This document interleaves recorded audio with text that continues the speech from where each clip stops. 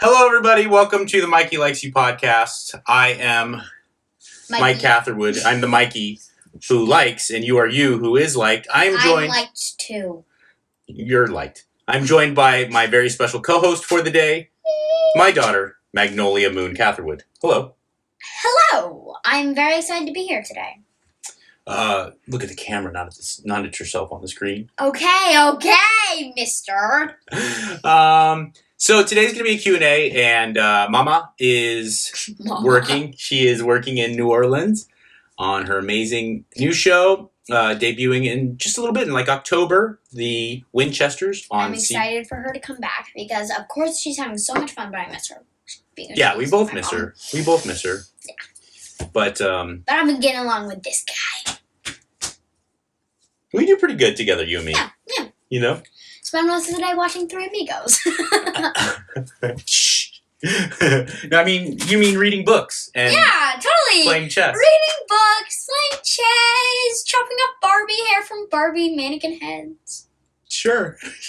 So, it is a Q&A, and you guys provide the questions, and we're going to provide the answers. It's as simple as that.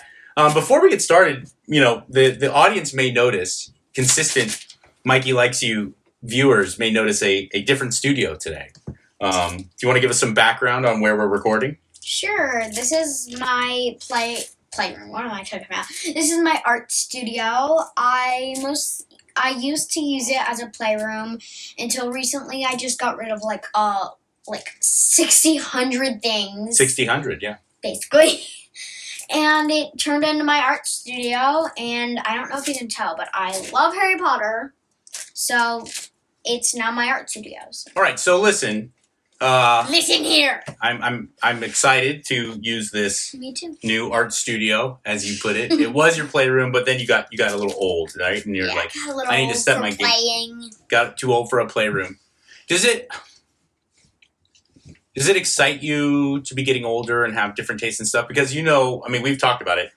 It kind of makes Papa feel sad, a little sad and weird. Yes. Sometimes I think about all the memories I have of being like a 6-year-old, and you're only 8. It wasn't. I know. Okay. I know, but sometimes I have some memories of being a 6-year-old, and I think back to like really long time ago, like preschool. I just have this really good memory of trying to get through the butt of a ginormous teddy bear.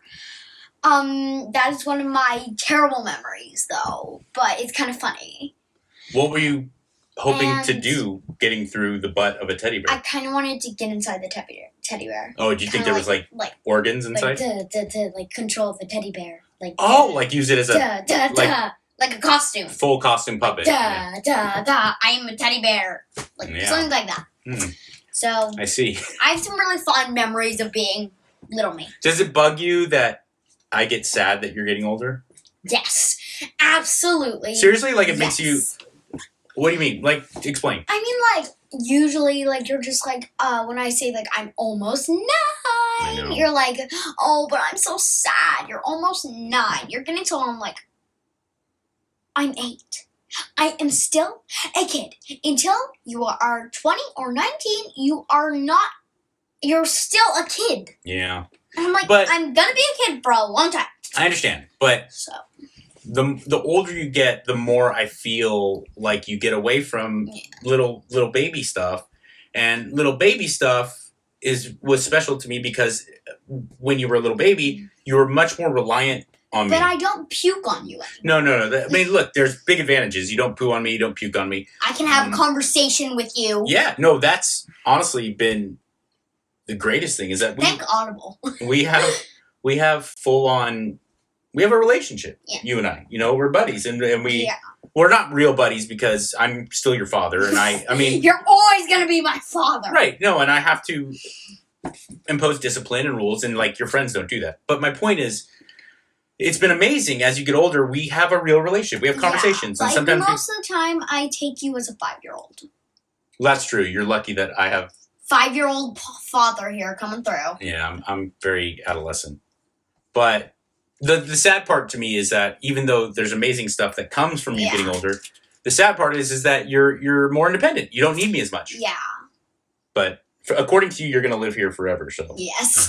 I want to stay. All right. So the basis of Q&A is that the listeners provide questions, and then we get to the answers. We get to the answers. So let's get right to it. Yep. Junerific, he says, is calisthenics a good enough alternative to using weights? Calisthenics is like body weight movements. You do them burpees. Yeah. You love burpees. I wake up every morning and do 13 burpees and 10 push-ups. Why 13? It's crazy because she does, but why 13? That's a strange number to... You always ask me that. Yeah. I don't know. One morning, I just woke up and started doing burpees, and I could only make it to 13, so... So you're like, I'm going to cap out here. Yeah. Maybe as you practice more, you can do 14, 15. Yeah, 16, right. 17. Linear progression. There you go.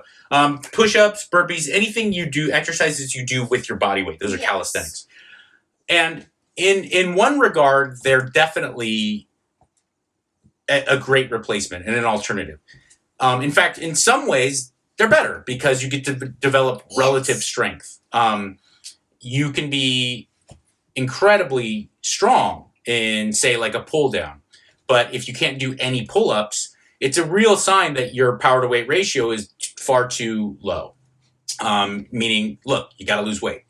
Because you may be crazy strong. You may have a crazy deadlift, crazy pull downs, and a great bench press. But if you can't do proper push-ups and proper chin-ups and pull-ups, it's a sign that your power to weight ratio is off. And also they help develop stabilization and stabilizing muscles, ancillary muscles, not just the ones you're focusing on. So there is upside to calisthenics. Now, when it comes to achieving that amazing head-turning physique, I don't think that they're going to provide enough resistance in the long run because hypertrophy and strength development, they work hand in hand, and muscular development isn't just about higher volume hypertrophy stuff, and it's not just about high weights and linear progression. It's really a good combination of both, and that really is where a lot of the difficulty people have in building a nice muscular physique comes in, is that they can't really find that fine line between the two because you do have to blend them at some point. And with calisthenics, you're very limited to resistance. Of course, you can add weight to a push-up. Of course, you can add weight to a pull-up. But eventually, you're just going to come into certain limitations that you don't get with free weights and machines and whatnot. So I think, like, in a pinch, or if you just simply don't have access to weights, calisthenics are absolutely a great alternative. And there is a time and a place where they might serve you as well, if not better. But in the long run, eventually, at some point, if your goal is to have exceptional results when it comes to physique training, serious resistance is going to be needed.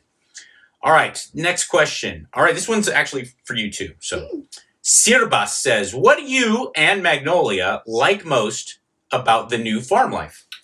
I think I like most that at our old house, we were always just, like, sitting down. There was really nothing happening. And now at the farm here in Texas, like, there's always something going on that I can stick my nose in. Because, like, I'm a huge mystery fan. Yes, you are. And I'm always like, I have nothing to do. There's no question to this life. But now there's every single second, every single minute has point and value. So... It's I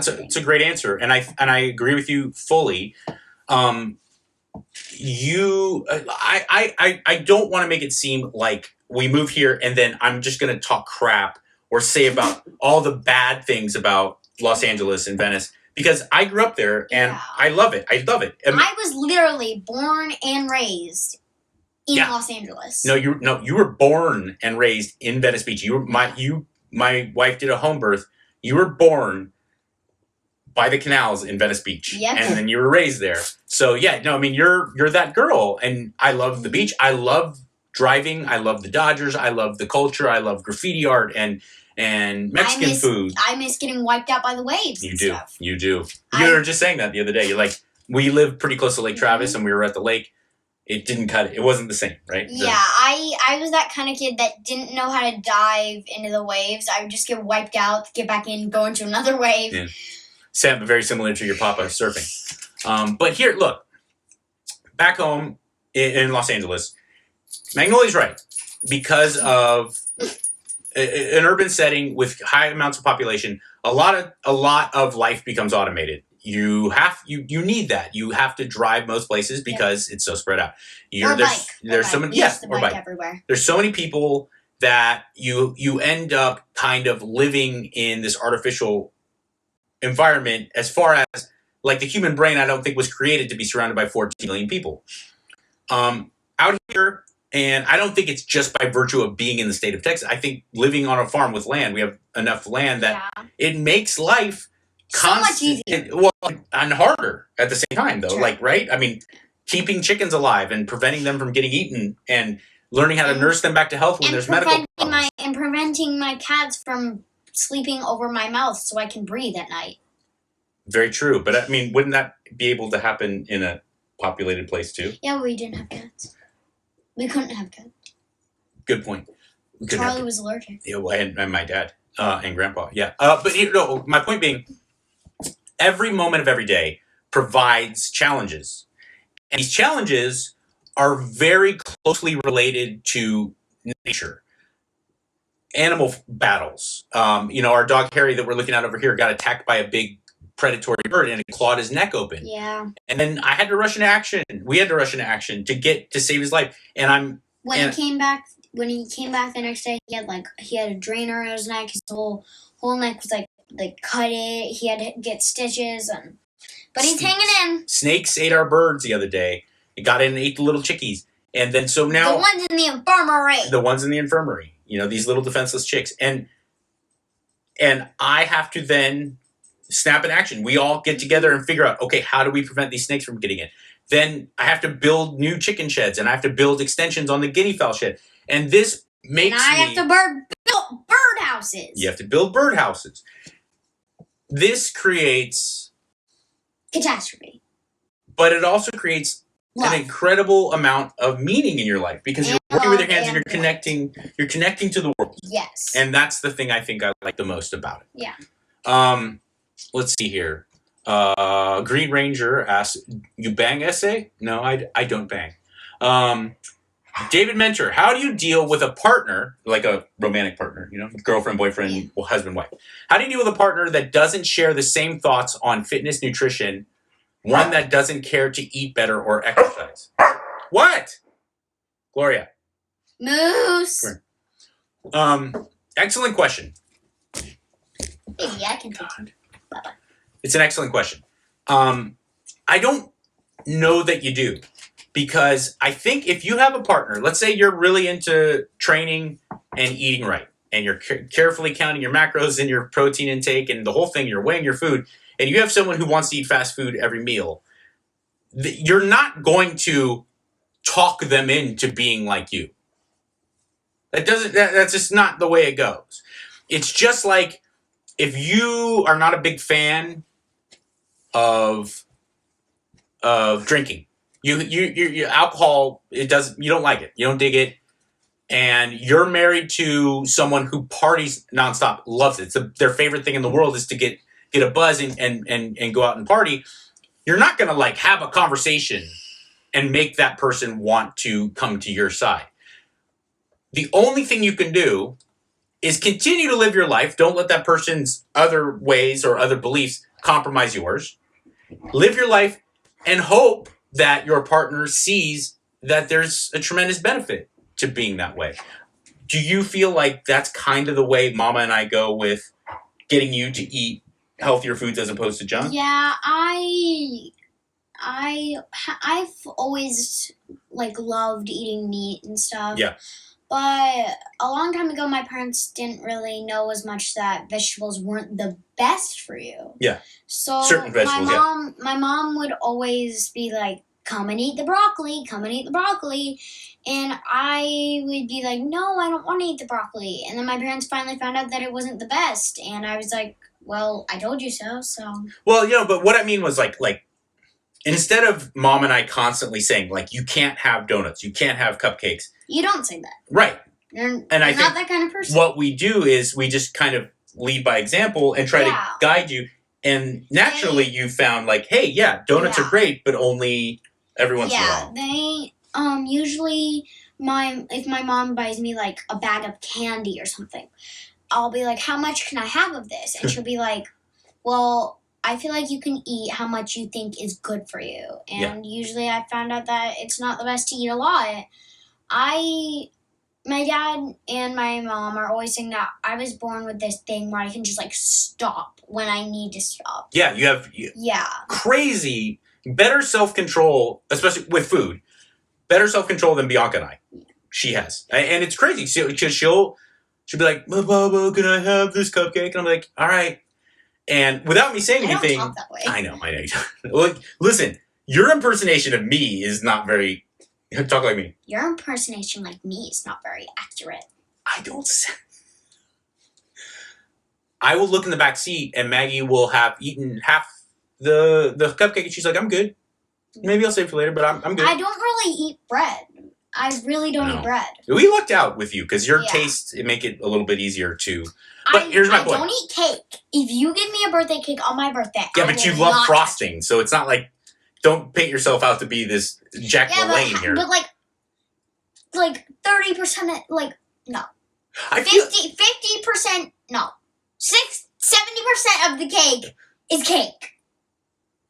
Like, maybe more. 20% of the cake is okay, frosting. let's go 80-20. Yeah. So, yes, if you're going to choose... but there's way more sugar and negative stuff in the frosting. I know that. All right. Here's my point.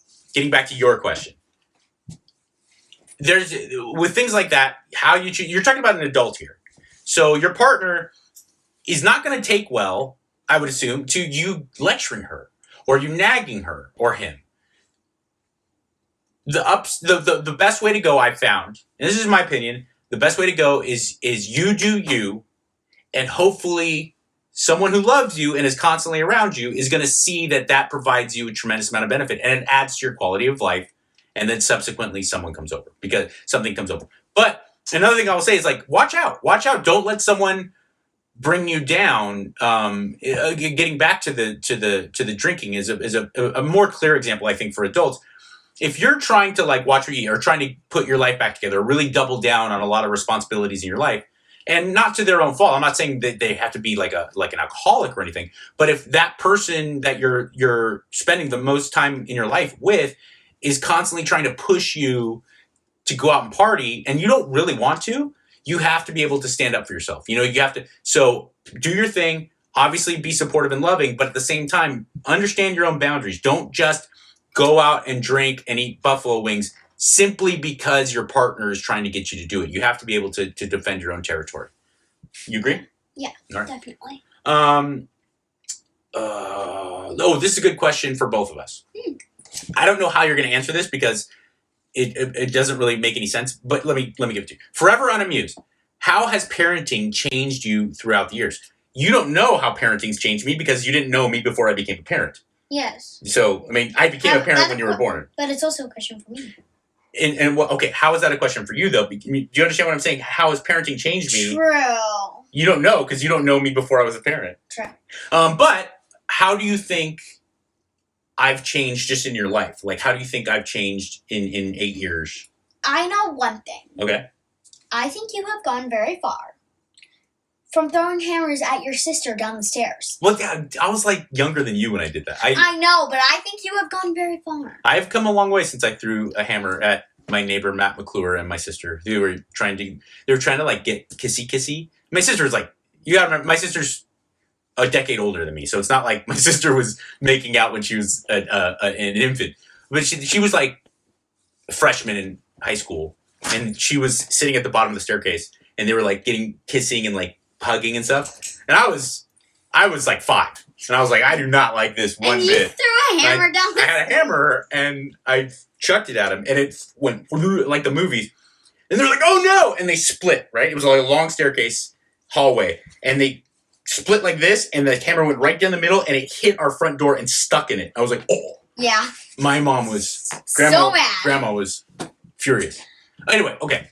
No, but seriously. Yeah. Since you can remember, so probably since you were like 2 or 3, since you can really remember things, how do you feel like I've changed? I feel like you've changed a lot just since I was a little girl. He used to hate Christmas a lot. That's true. And every year since I was born, he's actually pretty much enjoyed it. I did not like sentimental stuff before Magnolia. I'm an incredibly sentimental, sensitive person. Like, I think I put up a post the other day about how, I cry whenever we watch Magnolia's animated movies. I cry at all of them. I when we lose little chicks on the farm, I cry. I cried like crazy the other day. Remember, you had to help me. You brought me a handkerchief. So I'm a sensitive person. I deeply feel, but I didn't. You're very sensitive. I didn't like sentimental gatherings, and since she came into my life, it's my favorite thing in the world. Yeah. I love Christmas music. I love Christmas time. I love Thanksgiving. I love it, and that's all because of the way she's changed me. I feel like you like. He has this humongous fear of rats. Yeah. And I feel like even that has changed just a slight bit since I was. How so? Maybe you're right, but how so? Like, if a rat came into this room right now, you'd be like, oh my god, do we have to kill it? Before, you'd be like, oh my god, I'm dying! That's true. Maybe I'm just less dramatic. Yes, you are less dramatic. Rudigan, 87. When are you going back to LA for a visit? Can I say this?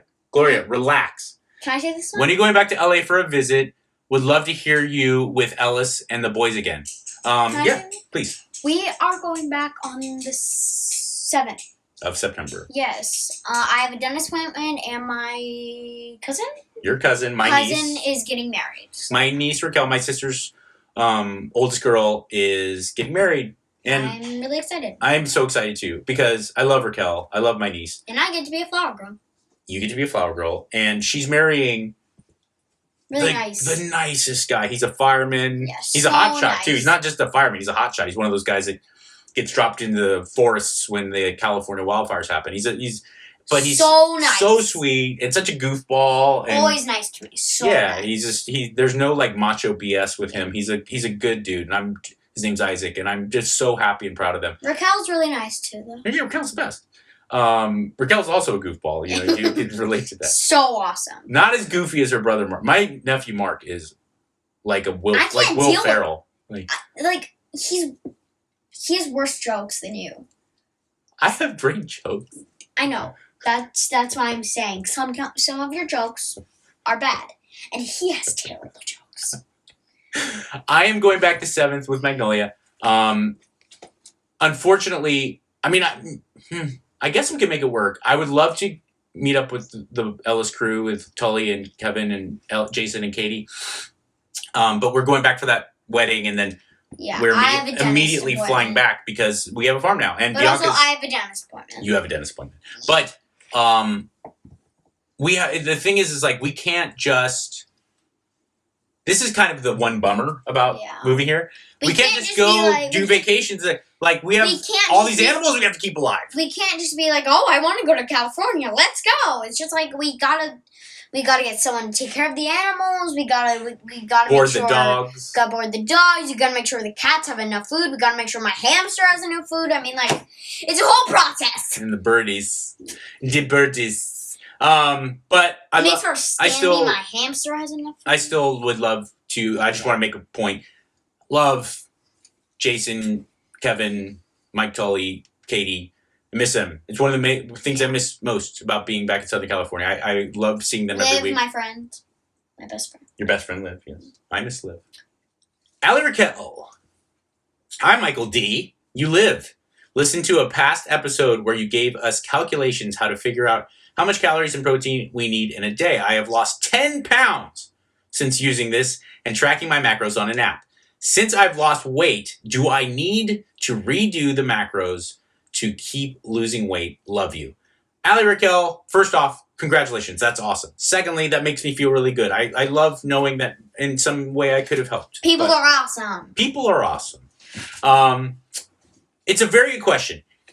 Eventually, yes. If you start losing body fat if you start gaining muscle mass and you've lost 10 pounds, your metabolic rate and your metabolic activity is going to change. Is it going to happen immediately? Like you lost 10 pounds in a month and a half? Not necessarily. But eventually your body does adapt to everything. And this is another one of those reasons why tons of cardio and starvation are a terrible idea. It's a great way to lose weight really, really fast. But the problem is that your metabolic rate just goes haywire. Your body is very adaptive, and your body has an incredible instinctive ability to understand the stimuli that's coming towards it from the outside. If for a long period of time you provide it, famine, you are going to set yourself up to make yourself give yourself a body that just tries its best to run optimally on very little food. That is, of course, a bad thing, because that's where skinny fat comes from. That's where yo-yo dieting comes from, where you gain back all the weight more rapidly than you even lost it. So eventually, yes, you're going to have to recalibrate, but it's not necessarily going to come that quickly. And also, it's not necessarily going to be a bad thing. If you lose 10 pounds, but you maintain the same amount of lean body mass, or maybe even gained a little bit, you can then go to eating a little bit more and still be below your daily expenditure. Why? Because your body's starting to become less and less efficient. Mm-hmm. Not less efficient at working, but less efficient at oxygen consumption, which is fat burning. You need to breathe air. You need to breathe air. And look, a very muscular person has a much better ability to burn calories. You have a higher thermic internal rate, and your metabolism is going to go faster. And muscle is just like the wonder drug. It's the number one thing you can do for yourself, for longevity, for looking better, for feeling better, is add muscle mass. So dropping body fat, adding muscle mass. And everyone likes to get a really weird negative feeling when they hear the word bodybuilding. Why? Because they now look at modern bodybuilders who are like overly veined and just giant vulgar beasts. And of course, no one wants to look like that. And the posing trunks are silly. But in reality, the basis of bodybuilding is the most healthy approach to any type of fitness endeavor. What bodybuilding is about is creating as much muscle mass and creating as little fat as possible. And that's what you want to do to make things go. Because once you do that, you're going to have a faster metabolism. My ability at age 43 even, now is it's easier for me to maintain leanness and muscularity than it was even when I was this giant roided out monster in my 20s. And the reason that is because the percentage of my body that is muscle mass, lean mass, is very, very high. And back then, even though I was bigger and I lifted more weights and I had probably more overall muscle, my lean body percentage was lower. So there you go. Thoughts on peptides, in particular, efficacy of peptides CJC 1295 and ipamorelin when combined. They are very, very effective. I did not understand a word you just said. I know. That was kind of muscle geek. Those peptides in particular, and many other peptides, BPC is great for like injury prevention, and as you get older, your little aches and pains. But ipamorelin and CJC 1295 are fantastic for their secretagogues of human growth hormone and IGF-1, and they work in synergy. They're really great, and there may be some negative side effects. I have not seen one, and as a guy who has been pretty geeky about investigating these types of things, SARMs and peptides and all these things, I have used both those. I'm not currently, but I've used it, and they work, and they are fantastic, and from what I understand, pretty safe. So I give you full. Now, if you're asking this question as a 21-year-old, I don't, because you always want to just take advantage of having your natural ability to do whatever you can do. If you're staring down 40, then it's time to start exploring these things. But I really feel very negatively about really young people asking me questions about things that they have no business getting involved in. You have no business getting involved in hormone therapies and like different manipulators of hormones. You eat well consistently over a long haul and train, you should have all that you want in the world, well into your like early 30s. Again, this is barring any type of medical condition or like an injury that would create some type of dysfunction. But it's just a regular old healthy young person. Now, but if you're older, those two are great. Listen to this one, Max. Craig Hode says, penis, penis, penis, penis. Hilarious. It's pretty hilarious. If there was Mikey Likes You merch with "Don't Forget to Be Nice" on it, I would totally rock that. You live. I can make it. You can make it. Oh, look who commented next. What? You know who that is? I can't see. It's your Nona. Really? It's your grandma. She says, "I second that," with a little logo of M&M. Mike and Megan. That is weird. See? No, listened. Sending Nona love. I think, look, Believe, who runs this podcast, the kind of parent company of Mikey Likes You, reached out and they're like, "Hey, you got any ideas for merch?" And I do have some. Now this is a new one. Do you think you could rock a design for "Don't Forget to Be Nice" shirts? Sure, I could pull it off. There you go. That answers that question. What is your biggest concern with health? Like, what do you think about? Do you have any concerns about health, or do you just? Yes. What is it? Sometimes I think sometimes I have had me and my mom both have had some problems with we both usually when I get sick, I can't wait to my hear this. mom gets sick. Okay. So my mom and me both, sometimes we get pretty concerned that it's something because you don't eat anything that me and my mom eat. Usually he has a different dinner, he has a different breakfast. He doesn't even eat breakfast. Not he has a very different often, yeah. lunch. Usually he has different everything that we eat. So sometimes we get concerned that we're eating something that we shouldn't be eating. Yeah. Because when we get sick, you do not get sick. I don't get sick, and I'm just gonna leave that one there. What, Gloria? I'm just gonna leave that one there. So your biggest concern is that you may be eating things that are making it easier for you to get sick? Yes. Okay. I think that's a big problem in certainly in America. And I think we saw it with COVID that, maybe people's dietary decisions day to day made a difference on how badly COVID affected them. Yeah, because only God knows what people are putting in food these days.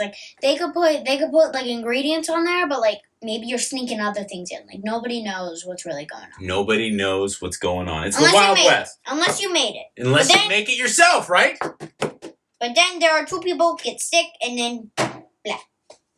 Good point. Yeah. What is your biggest concern with mental health? Do you know what that is?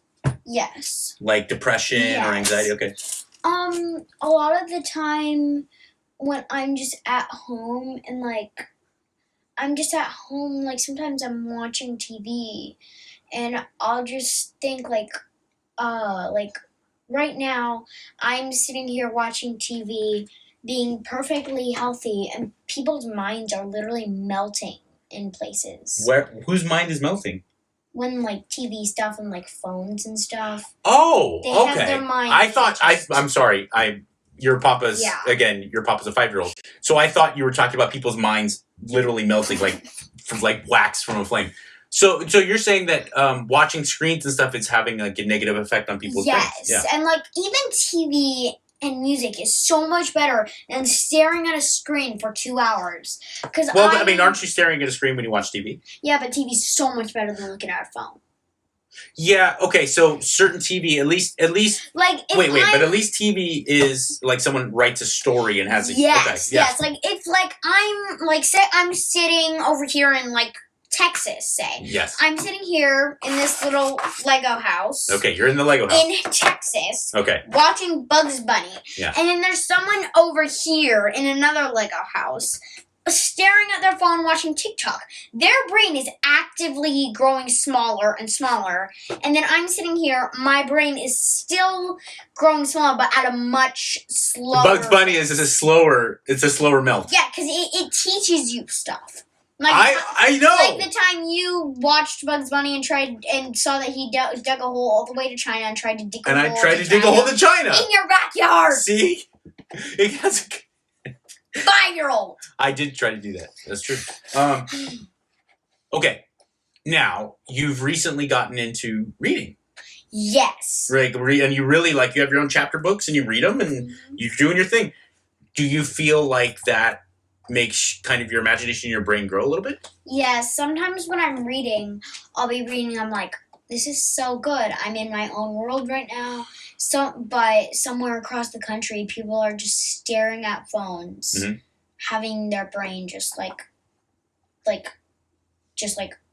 disintegrate. One narrow path after another. I thank you for that. That's a very good point. I do not name names. That's not appropriate. That would be not me. But do you ever feel like with your classmates or your friends that watch a lot more iPad and phones and stuff than you do? Do you ever feel like they're not clicking the same way? What do you mean? Do you ever sense like that you have peers and friends that it's affected them, like how much they watch? Yes. Screens? Okay. Absolutely. Again, don't name names. Okay. Just some of my friends sometimes, like when they come over for a sleepover. Once I had this ginormous sleepover, and I went to bed. I woke up at 2 a.m. and they were still watching YouTube. Yeah. And I'm like, "What are you doing?" And they said, "We've been watching since like 10 o'clock at night." I'm like, "You need to get to sleep." And they're like, "No, we're fine." They woke up in the morning and this girl tried to do a front flip and she hadn't done it before. So it really affects How'd that go? brain. She ended up hitting her head real hard. Wait, someone tried to do a front flip at a sleepover here? Yeah. They stayed up till 2 a.m. watching YouTube. They saw someone doing a front flip on YouTube and tried to do it on the Where in our place did they try to do a front flip? Outside. On a trampoline, but they still... on a trampoline, still. They tried to do I know, but it makes it way different. They tried to do it off the trampoline. Onto the ground. Oh, yeah, that's like, bad. Boom. Doesn't really work. Okay, so you're saying that it just, it makes you... It really... Maybe you're making poor decisions. Like, you watch something and you're like, oh, they did that. I can do that. Oh, so mimicking things that you see... And, like, it takes over your brain. You think, like, that's possible. I can do that. Just, like, right off the bat. Just ooh, that happened. I can do that. Just like, to play devil's advocate... wait a second. You need practice. But wait, to play devil's advocate, what if they were to see something on YouTube or TikTok that they wanted to copy that was a good thing? What if they saw someone that they really looked up to journaling or writing or doing things that they were scared of doing and they're like, you know what, I'm going to follow that person? Yeah, that would be good. But, like, they watched the kind of people that were, like, annoying, like the kind of people that did, like, fake ghosting apps and stuff. Oh, yeah. That's not like that kind of yucky stuff. All right. I'm not saying that you can't watch it. Maybe you like it. Just it's not my thing. It's not his thing. Yeah, you don't judge. You don't. I don't judge. I'm not supposed to judge, even though I don't want to judge. I'm not judging you. I'm not. All right. In our remaining moments, yes. Do you have anything else to say to the lovely Mikey Likes You audience? I'm thinking. All right. And do you have anything to say? I want to tell that joke that you said was so terrible the other day. What joke? Every morning I get up and I tell my family I'm going for a jog. And then I don't. It's a running joke. You have the worst dad jokes ever. It's good. It's terrible. What do pigs use to clean their hoofs? Oh, not this. What do pigs use to clean their hoofs? Ham sanitizer. Ham sanitizer. I'm dying right now. Because the ham is pig. I love you. Mikey likes you. Don't forget to be nice. Don't forget to be nice. In this crazy mixed up world that makes you think that nobody cares, we do. The pencil cares.